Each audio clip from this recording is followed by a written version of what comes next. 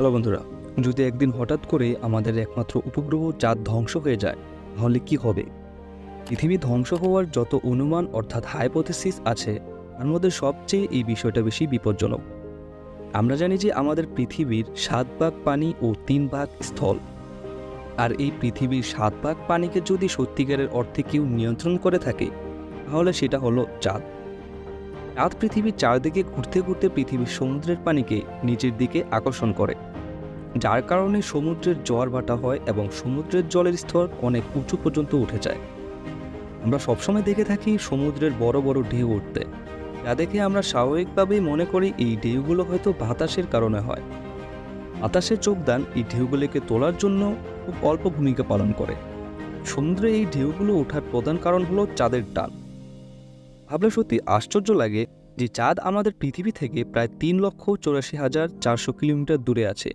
আর আকর্ষণের জন্য আমাদের সমুদ্রের মধ্যে জোয়ার ভাটার সৃষ্টি হয়, যে চাঁদ সমুদ্রের জলকে মহাকর্ষ বলের প্রভাবে নিজের দিকে টানছে। কিন্তু এইবার আমরা একটা হাইপোথেসিস অনুমান করতে চলেছি।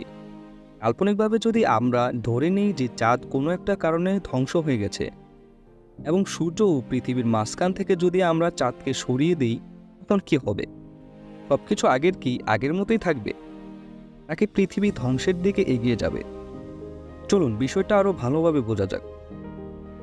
এক্ষেত্রে সূর্য আর পৃথিবীর মাঝখানে চাঁদ থাকছে না, সমুদ্রের সম্পূর্ণ নিয়ন্ত্রণ সূর্যের কাছে চলে যাবে। আর তখন যেটা হবে হয়তো তাকে অনেকেই বলে মহাপ্রলয়। সূর্যের মহাকর্ষ বল সমুদ্রের পানিকে অতটা প্রভাবিত করতে পারে না। এই কথাটা ততক্ষণ পর্যন্ত সত্যি ছিল যতক্ষণ আমাদের চাঁদ ছিল, কিন্তু যেই মুহূর্তে চাঁদ ধ্বংস হয়ে যাবে তখন সমুদ্রে হঠাৎ করেই অনেক উঁচু উঁচু ঢেউ উঠতে শুরু করবে। উঁচু উঁচু ঢেউ অনেক উঁচু উঁচু। তাদের ধ্বংস হওয়ার কেবলমাত্র ১ মিনিট পরেই দানবীয় ঢেউ, সুনামি আর বড় বড় টর্নেডো পুরো পৃথিবীর যত উপকূলীয় এলাকা আছে সেগুলোকে ছিন্ন বিচ্ছিন্ন করতে শুরু করবে।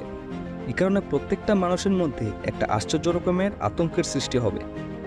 এরপর প্রায় ৫ মিনিট পর সারা পৃথিবীর সমুদ্রের মধ্যে যত ছোট ছোট দ্বীপ আছে সেই সবগুলি সম্পূর্ণভাবে জলের তলায় চলে যাবে।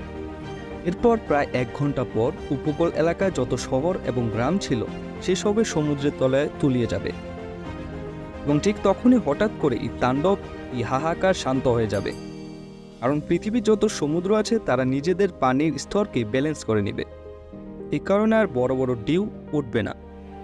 এর থেকে একটা ছোট্ট জিনিস আপনি নিশ্চয়ই বুঝতে পেরেছেন যে চাঁদের ধ্বংস হয়ে যাবার মাত্র কিছুক্ষণ পর্যন্তই এই ধ্বংস চলতে থাকবে, কিন্তু শুধুমাত্র এই ১ ঘন্টার ঘটনার জন্যই পৃথিবী আগের থেকে ১০০০ গুণ পাল্টে যাবে। একটা জিনিস তো আপনি ভূগোলে নিশ্চয়ই পড়েছেন যে পৃথিবী ৬৬ ডিগ্রি কোণে হেলে আছে। যদি না জেনে থাকেন অবশ্যই এখনই গুগলে যেয়ে দেখতে পারেন। আর এরকমই হেলানো অবস্থায় এই সূর্যের চারিদিকে আবর্তন করছে। কিন্তু পৃথিবী এই ৬৬ ডিগ্রি কোণে হেলে আছে কিসের জন্য? এটা এই চাঁদের জন্যই। কিন্তু যদি চাঁদ না থাকে তাহলে পৃথিবী নিজের ঘূর্ণনের কন্ট্রোল হারিয়ে ফেলবে এবং খুব ভয়ঙ্করভাবে কাঁপতে থাকবে। আর এর জন্য পৃথিবীতে প্রতি ঘন্টায় ঘন্টায় ঋতু পরিবর্তন হবে। এরকম হতে পারে যে যেখানে মানুষের গরমের জন্য অতিষ্ঠ হয়ে পড়তো সেখানে বরফের বৃষ্টি হওয়া শুরু হয়ে যেতে পারে, আর যেখানে বরফ পড়তো সেখানে চোখ ঝলসানো রোদ্দুর কপাল থেকে ঘাম বের করে দিচ্ছে। আর এগুলো এজন্যই হচ্ছে কারণ পৃথিবী নিজের অ্যাক্সেসের ওপর কাঁপছে চাঁদের না থাকার কারণে। সৌরমণ্ডলের অন্যান্য গ্রহ ও সূর্যের উপরোক্ত কোনো প্রভাব পড়বে না, ঠিক একইভাবে পৃথিবী ও সূর্যের চারপাশে চক্কর লাগাবে।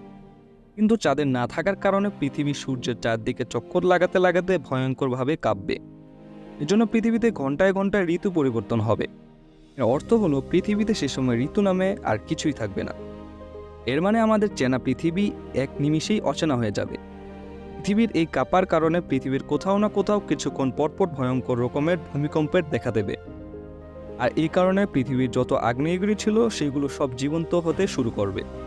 তাহলে একবার ভেবে দেখুন এই পরিস্থিতি যদি হয় তাহলে কি অবস্থা হতে পারে আমাদের এই পৃথিবীর, এবং আমরাই বা কোথায় যাব এই পৃথিবী থেকে। তো আপনার কি মনে হয়, যদি চাঁদ না থাকে তাহলে কি আমরা এই পৃথিবীতে বাঁচতে পারবো? অবশ্যই আপনার ধারণাটি কমেন্টে জানাবেন। দেখা হচ্ছে পরবর্তী ভিডিওতে।